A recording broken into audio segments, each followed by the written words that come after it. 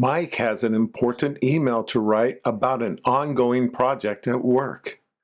He's been putting it off for a few days. He opens his laptop and starts typing.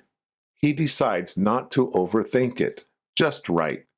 He moves quickly from one point to the next, not stopping to edit as he goes. He finishes sooner than expected. He scrolls back to the top and reads it through. Everything is there, but the email is much longer than it should be. He opens a new window and pastes the email into an AI tool and types a short instruction. Check the grammar, rewrite it cleanly. The AI responds within seconds. A polished new version appears on the screen. Mike reads it carefully. The grammar is clean and the sentences flow smoothly. It looks good. He copies it into his email draft and reads it through one more time. It still looks good, but it's still too long. He goes back to the AI and asks it to make the email more concise.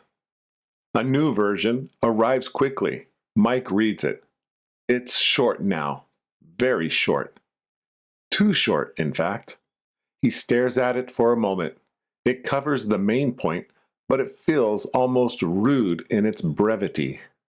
He tries one more time, giving the AI a specific target, 50% fewer words than the original. The AI returns a new draft.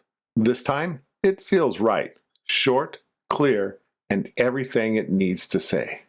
He copies it into his draft and reads it slowly from the beginning. Something doesn't feel quite right. The email is correct and the tone is professional, but it doesn't sound like him.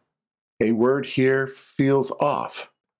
A sentence near the end sounds too formal. He makes a few small changes, swaps a word, adjusts a phrase, adds a single sentence of his own. He isn't sure he can explain why. Using AI to help with writing is completely normal now. Most people do it. But the idea of an email that sounds machine-written makes him a little uncomfortable. It's just a work email.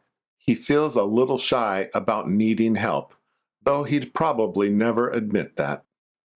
He reads it one final time. With those small changes, it sounds better, more like his own voice. He presses send. He closes the laptop and goes to lunch.